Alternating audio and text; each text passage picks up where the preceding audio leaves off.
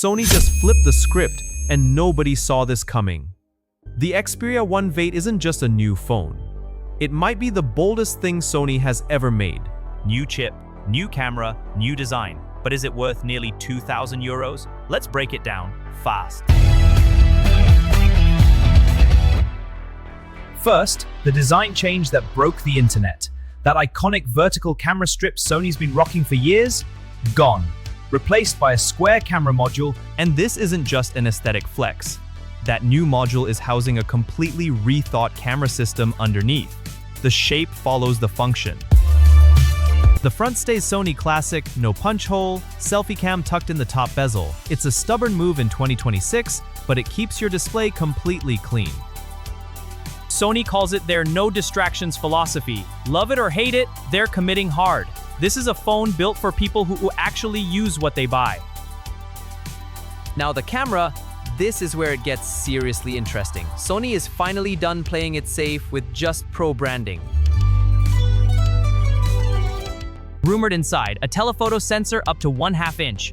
That is massive for a telephoto lens. This is hardware level serious, not just software tricks. Add a 48 megapixel main camera and Sony is finally leaning into computational and hardware power together. Not just specs, real results. For creators who shoot video, photography, or content on the go, this camera setup is shaping up to be genuinely elite, not just flagship tier marketing. The real question is whether Sony's image processing catches up with its hardware ambition. We've seen the sensors, now we need the results. But if the leaks hold up, this could be one of the most capable camera phones of 2026 and one of the most underrated. Performance? Snapdragon 8 Elite Gen 5. That is the most powerful mobile chip on the planet right now. No compromises, no mid-tier tricks. 12 gigs of RAM, 256 gigs of storage. Paired with Sony software tuning, this thing is built to handle anything you throw at it, all day, every day. Editors, gamers, multitaskers, Sony built this for the user who refuses to wait for a loading bar. This is ultra flagship territory. Sony isn't chasing everyone. They're building the perfect phone for a very specific type of person. And that focus, it shows in every spec. The display is 6.5 inches, 120Hz LTPO OLED. Colors are punchy, motion is buttery smooth, and that LTPO panel keeps battery drain in check. 2 days on one charge with a Snapdragon 8 Elite inside would be genuinely impressive. Most flagships struggle to hit 1 day under heavy use. microSD slot also confirmed.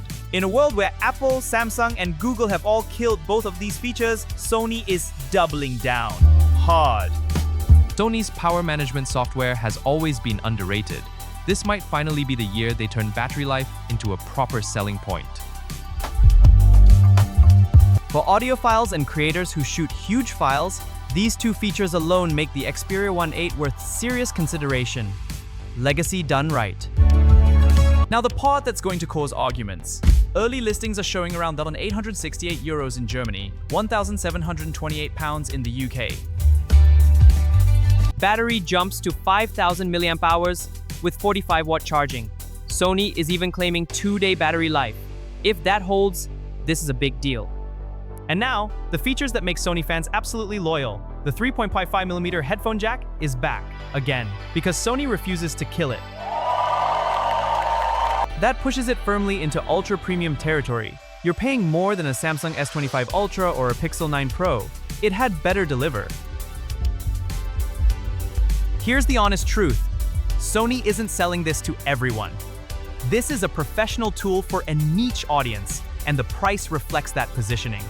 Is it worth it? That depends entirely on who you are.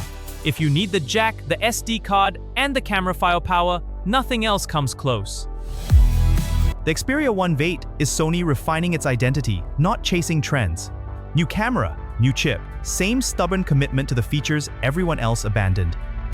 In a market flooded with similar-looking, similar-feeling flagships, Sony is choosing to be different. That's brave or risky depending on how the market responds. So, would you pay nearly €2,000 for this? Drop it in the comments. Like if you're Team Sony, subscribe for the full review the second it drops.